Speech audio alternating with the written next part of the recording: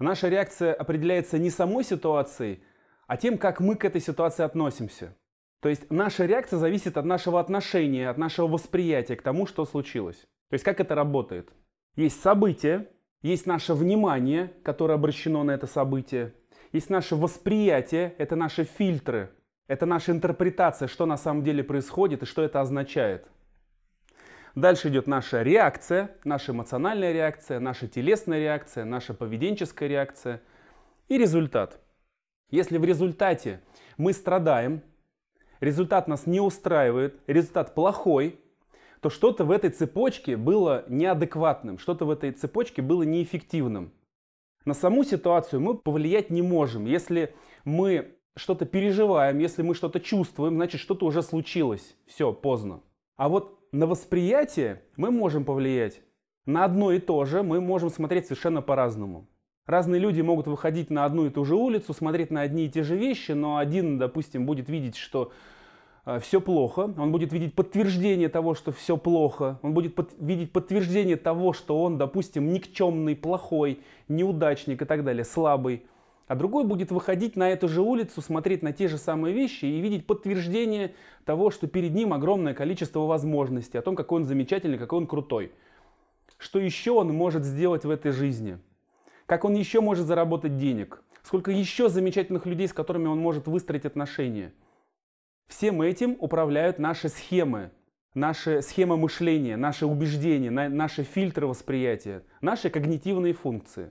То есть то, чем занимается когнитивно-поведенческая психотерапия, КПТ.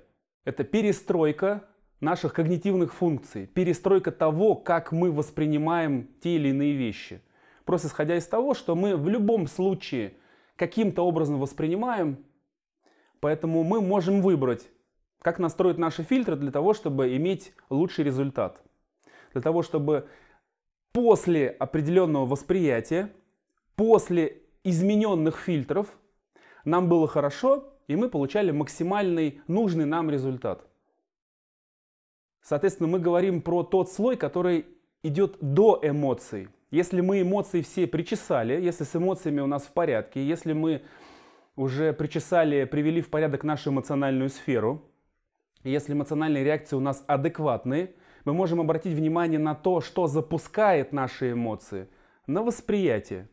И если наше восприятие неадекватно, мы с ним можем точно так же поработать. Основная схема. Есть событие, ситуация в нашей жизни, которая так или иначе связана с нашими потребностями. Есть наше восприятие, то, как я ее интерпретирую, то, как я ее вижу, то, как она у меня откликается, то, как я ее понимаю, что происходит, что эта ситуация для меня значит. Есть результат. Результат в виде моих эмоций, в виде моих переживаний, в виде моих телесных реакций, в виде моих телесных проявлений, в виде моей мимики, в виде моей пантомимики. Если я удовлетворяю потребности, удовлетворил ли я их? Если я выстраиваю отношения, получились ли у меня теплые доверительные отношения? Если я зарабатываю деньги, заработал ли я денег? И так далее. Соответственно, есть ситуация, есть результат, а между ними восприятие, когниция, есть фильтры. И вот с этим восприятием можно работать. Это восприятие, эти наши фильтры зависят от наших убеждений и от наших схем мышления, которые приводят к нашим автоматическим мыслям. У нас у всех есть определенный эмоциональный опыт из прошлого. Так или иначе мы имеем опыт взаимодействия с нашими ценностями и потребностями. Захотелось нам покушать, мы пробовали покушать, если у нас получалось, у нас есть определенный эмоциональный опыт, который выстраивается в убеждения. То есть убеждения — это инструкции по обращению с нашими ценностями, исходя из нашего старого опыта, успешного или неуспешного и так далее. Если у нас что-то успешно получалось, эффективно получалось, и эти правила адекватны прямо сейчас, мы можем ими пользоваться. Наши автоматические мысли приводят нас к хорошим результатам, к позитивным результатам. Нам хорошо. Если вдруг мы в нашей жизни что-то не получаем, или страдаем постоянно, или не получаем результаты, или результаты нас не устраивают, можно обратить внимание на наше восприятие, на наши убеждения и на наши автоматические мысли. То есть, имеем прошлый опыт, эмоциональный опыт, связанный с нашими ценностями, связанный с нашими потребностями. Имеем выводы, взятые из этого опыта. И имеем убеждения, которые управляют нашим мышлением. И имеем автоматические мысли, которые у нас появляются в разных событиях, которые зависят от наших схем мышления и от наших убеждений. Если, допустим, с деньгами у меня в прошлом опыте всегда был связан страх, тревога, обиды, предательство, страх смерти, несправедливость, все вот это вот.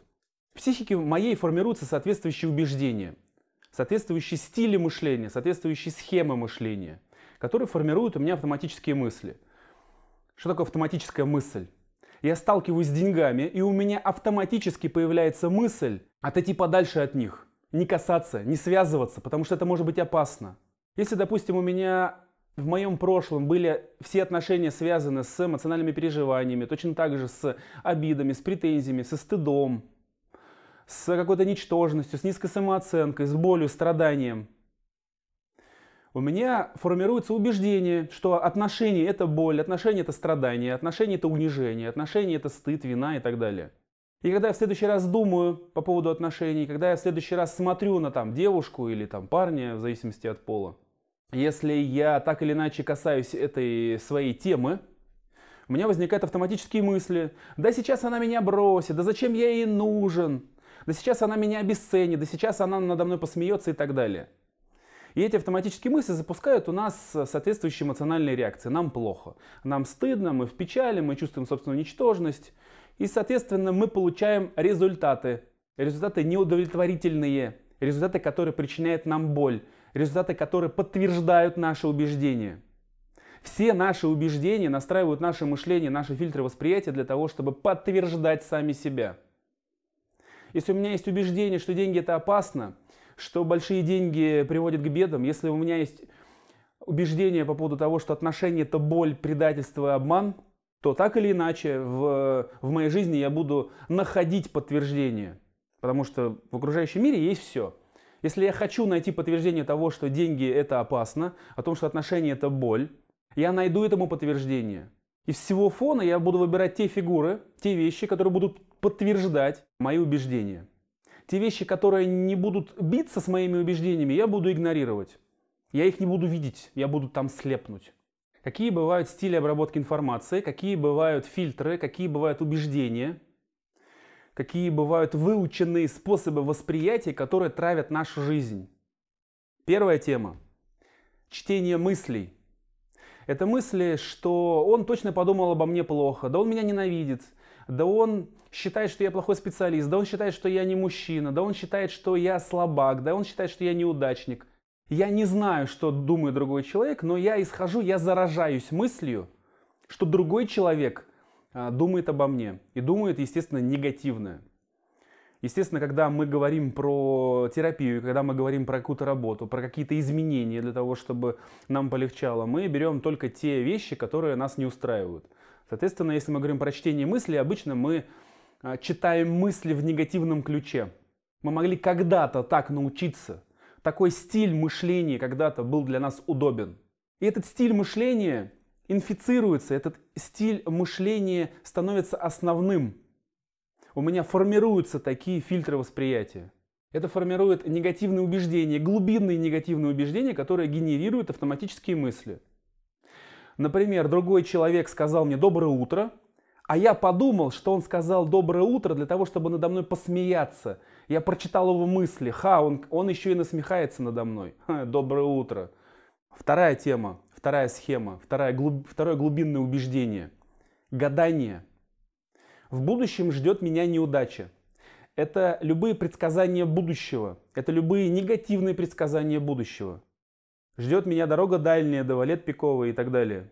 Например, да у меня все равно не получится, я не сдам этот экзамен, я опять не получу эту работу, меня опять отвергнут, меня опять ждет провал. Меня ждет какая-то неудача, меня ждет что-то плохое. Гадание. Третья схема. Катастрофизация.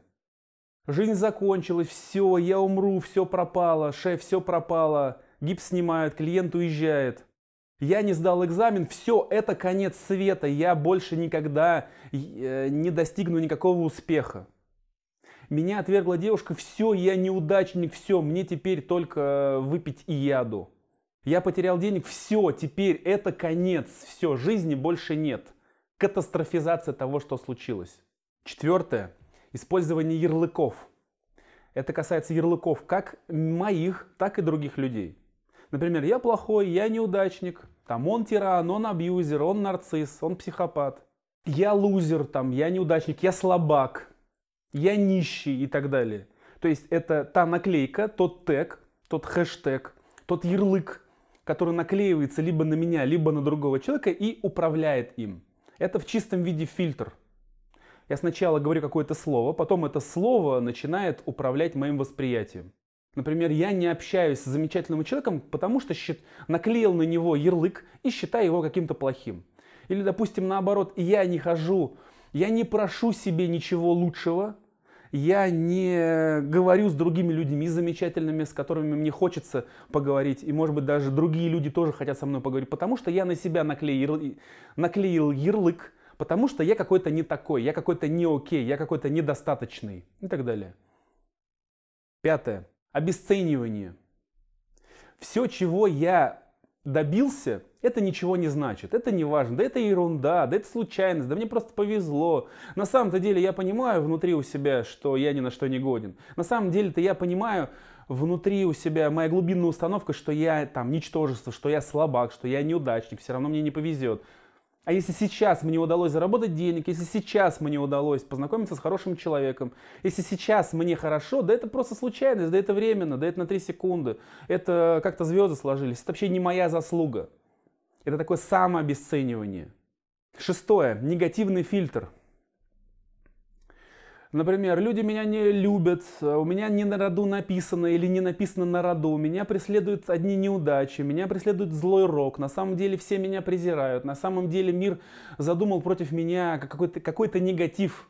Я родился не такого числа, я родился не в тот день, и все теперь против меня. Если у меня есть такое глубинное убеждение, если у меня есть такая схема мышления, я буду находить подтверждение. Я буду находить какие-то события, которые будут подтверждать того, что все против меня. Слякоть на дороге – это просто все против меня. Опять все против меня. Да что ж такое? Как же можно так жить? У кошки расстройство желудка. Господи, да боже, что мой. Какой же злой рок меня преследует всю мою жизнь, всю мою чертову жизнь. Да все у меня нормально в моей чертовой жизни и так далее. Этот негативный фильтр, он покрывает таким серым или коричневым одеялом все, что я вижу. Это коричневые очки. И я, естественно, нахожу подтверждение. О, я же говорил, что это коричневое. И это коричневое, и это коричневое. Я нашел. Дальше. Седьмое. Сверхобобщение. Это слова из серии «все», «всегда», «везде», «постоянно». Мне всегда не везет, мне постоянно не везет. Меня все отвергают, я ни на что не годен. Я никому не нужен. Все надо мной будут смеяться. У меня ничего никогда не получится. Никто не возьмет меня на работу. Я никогда не заработаю денег. И так далее. Это сверхобобщение. Обращаю ваше внимание, пока вы не обратили внимание на ваши схемы, на ваши глубинные убеждения, они продолжают работать, и они в ситуациях продолжают генерить автоматические мысли. Например, я прихожу устраиваться на работу, или я прихожу заключать контракт, а мое глубинное убеждение, что все равно у меня ничего никогда не получится, потому что меня преследует злой рок, формирует у меня автоматическую мысль. Да он сейчас смеется надо мной, да он сейчас меня разводит, да он все равно меня отвергнет и так далее. И это все приводит к тому, что у меня запускаются определенные процессы, соответствующее поведение, соответствующие эмоциональные реакции. Меня начинает топить кортизол, и я становлюсь менее эффективен. И если действительно ничего не получается, я нахожу подтверждение. Но я же знал, что я просто неудачник. Я в очередной раз убедился, что я неудачник и так далее. Восьмое. Дихотомическое мышление или черно-белое мышление. Либо все, либо ничего. Либо я чемпион, либо я неудачник. Или я получу 5, или я двоечник. Или идеально, или я ничтожество. Это перфекционисты. Это перфекционисты-прокрастинаторы, которые на всякий случай не пробуют, чтобы не получилось не идеально. Или белое, или черное, или пан, или пропал, или идеально, или никак, или я бог, или я ничтожество. Это нарциссическое расщепление. Или я тотально грандиозен, или я тотально ничтожен. И так далее. Если мне не нужно все, то я не начинаю даже. Если я получил результат хотя бы с какой-то помаркой, я ничтожество, я себя гноблю, я себя обесцениваю и так далее. 9. Это долженствование. Я должен быть лучшим, я должен помогать другим, я должна, мне нужно, обязательно, это моя ответственность. Я не должен злиться, или я должен быть добрым. Я должен быть успешным, богатым, знаменитым, а если не так, то я неудачник. Я должен всем нравиться, я должен быть удобным для всех, меня все должны любить. А сегодняшняя хорошая новость в том, что с убеждениями работать просто. Намного проще, чем с эмоциями, с чувствами. Убеждения разбираются намного проще. Их ловить тяжелее, их находить тяжелее, формулировать тяжелее, но работать легче. То есть, если эмоция — это то, что с тобой происходит прямо сейчас, и эмоцию поймать элементарно, просто обратить внимание на то, что сейчас со мной происходит. И как это называется? В эмоциональной свободе все это развернуто. То убеждения и схемы нужно отлавливать. Можно стартовать с чувств, с эмоций. Допустим, в каких-то ситуациях я испытываю какие-то чувства. И задать себе вопрос. А какая мысль запустила это? Вследствие какой мысли я сейчас так чувствую? И таким образом можно вылавливать, можно вытаскивать свои глубинные убеждения, автоматические мысли. А если я постоянно отлавливаю в себе автоматические мысли, из них можно собрать глубинные убеждения. Это всегда более обобщенная штука.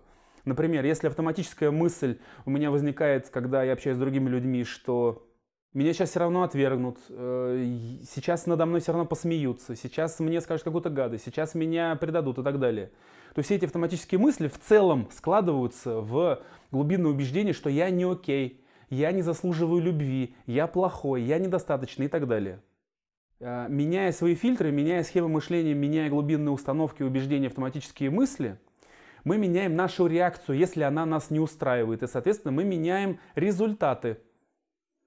Если мои убеждения глубинные по поводу того, что я ничтожество, приводят к тому, что у меня нет ни личных границ, ни отношений, ни денег, то этот результат меня не устраивает. Я могу поработать со своими глубинными убеждениями для того, чтобы иметь другие результаты, иметь другие отношения, иметь другие деньги, иметь другие личные границы, возможно.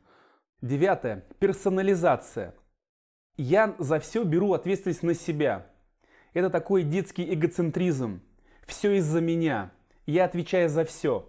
Что бы ни случилось, я за это несу ответственность. Если что-то в нашем проекте пошло не так, это все из-за меня. Это я должен был позаботиться. Если что-то в наших отношениях не получилось, это все из-за меня. Это я должен был быть лучше. Близкий изменяет, это не потому, что близкий изменяет, а это потому, что я недостаточно хорош. Это у меня не получилось дать еще больше тепла, любви, там, поддержки и так далее. Муж бьет и пьет, это потому, что я недостаточно хорош, это потому, что я недостаточно наваристые борщи готовлю. Это неадекватное перетягивание ответственности на себя. Я отвечаю за все. Если что-то где-то пошло не так, я за это отвечаю. Десятая схема обвинения, то есть наоборот. Все из-за другого.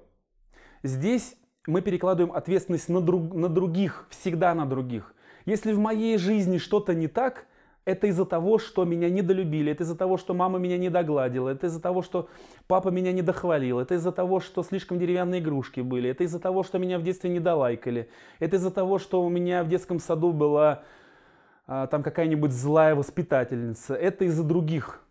Все в моей жизни не так, или что-то в моей жизни не так из-за другого человека.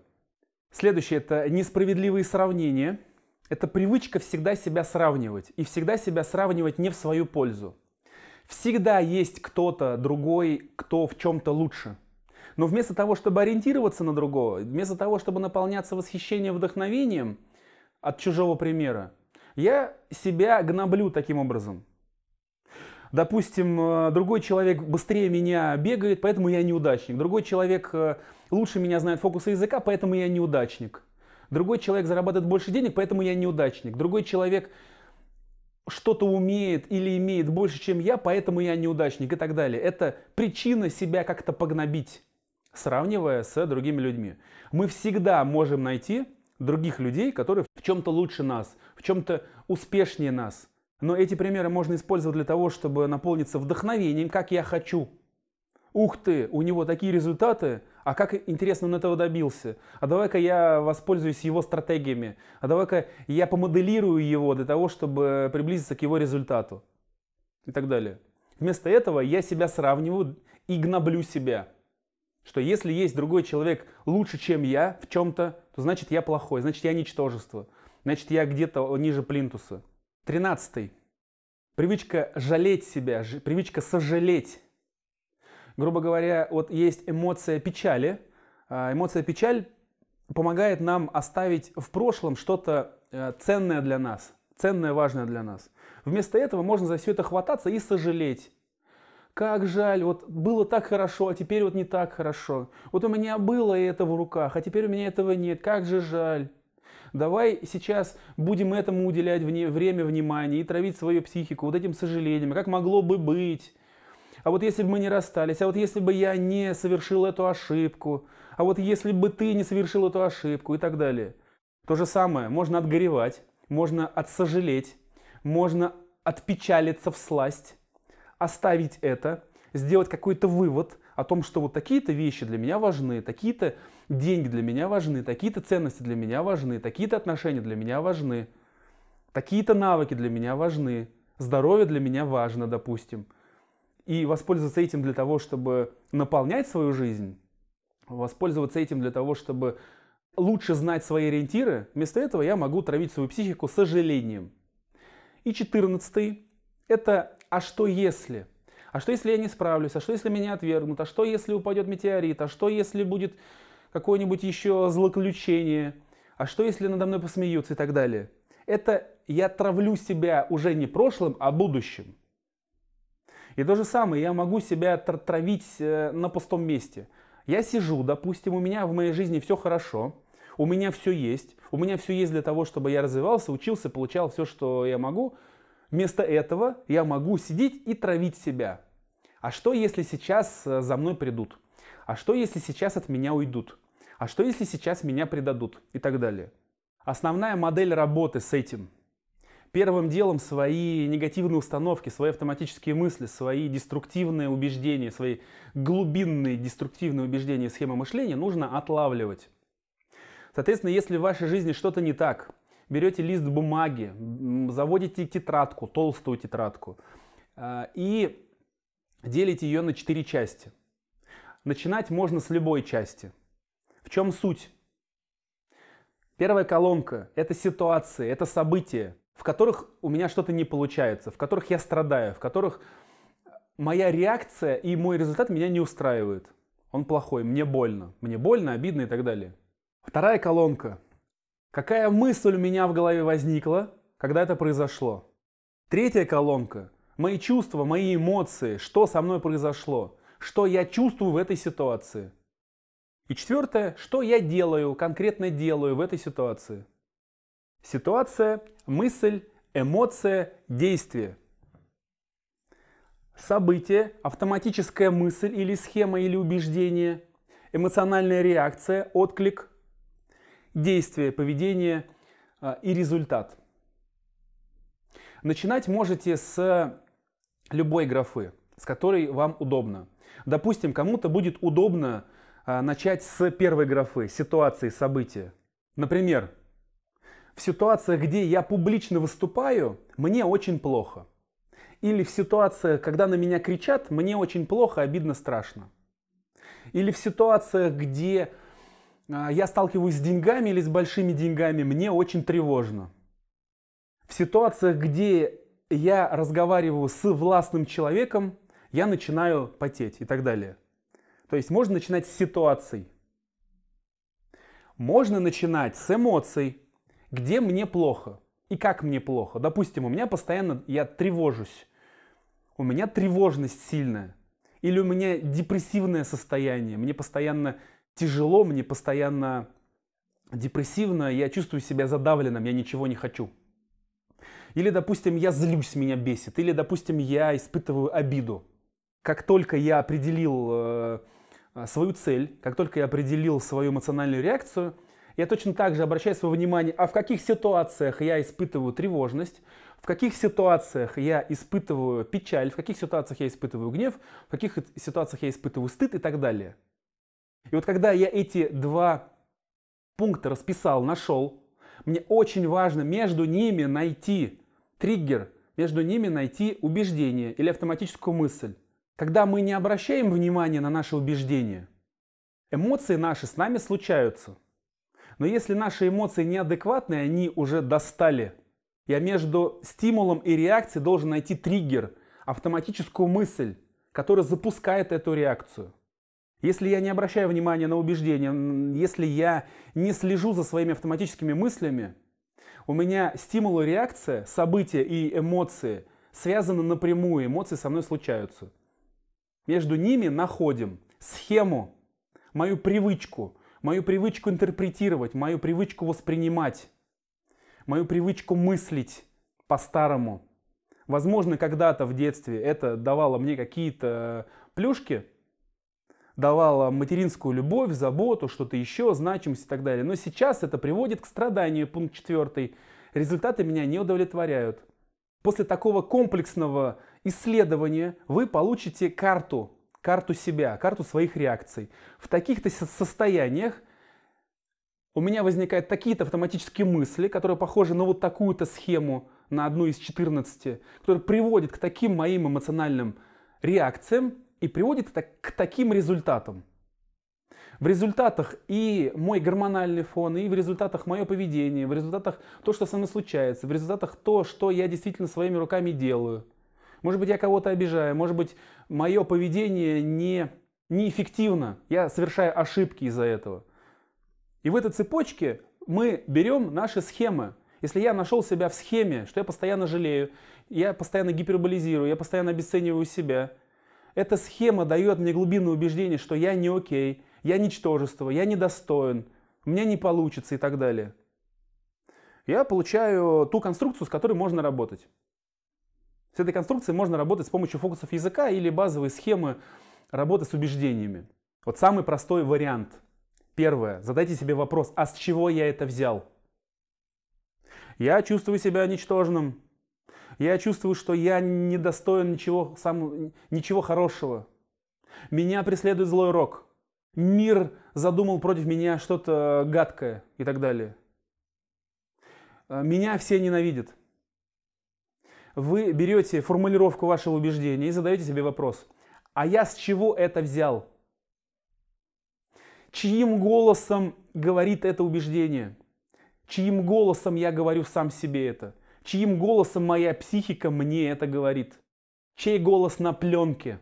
На кого он похож? В какой ситуации мне это сказали?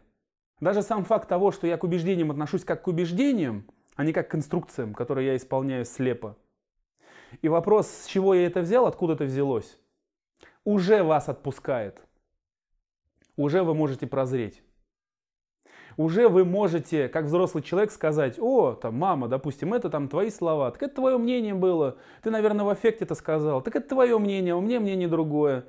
У меня мнение, что я прекрасен. Если я выжил в такой семье, если я просто выжил, если я выжил и осознался, и деньги зарабатываю, семью имею, ого, так у меня все нормально, а это ты просто ошибалась. Сказать маме, что она ошибается, иногда очень тяжело, но полезно. Второй вопрос, второй фокус языка, которым можно воспользоваться. А бывает ли по-другому? Есть ли люди, у которых есть другие убеждения? Есть ли люди, которые имеют совершенно другой результат? И обратить внимание, а какое убеждение у него вместо этого?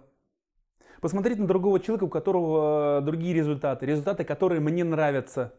А у него убеждение, что я классный, что я хороший, что я любимый, что я достоин всего самого замечательного, что я достоин замечательных отношений, что если я чего-то хочу, если что-то мне нравится, то значит это мое. Это моя эмоциональная реакция говорит мне, что мое, что не мое. И я слушаюсь своих эмоций и так далее. У него такое убеждение. И попробовать это убеждение примерить себе. Интересно, а какие у меня были бы результаты, какие у меня были бы ощущения, если я бы опирался именно на такое убеждение, примерить его на себя, вдруг встанет, вдруг подойдет, вдруг костюмчик будет вам удобнее, чем ваш старый и так далее. Как по-другому переформулировать эту фразу, это глубинное убеждение для того, чтобы оно стало работать по-другому, для того, чтобы оно стало более гибким. Не я неудачник, а бывает так, что я могу давать не максимальный результат. Бывает получается, бывает не получается. Кто-то может отвергает, а кто-то не отвергает. Иногда я бываю не идеален, но это опыт. Иногда я получаю опыт, иногда я получаю успех и так далее. Это замена одного убеждения на другое.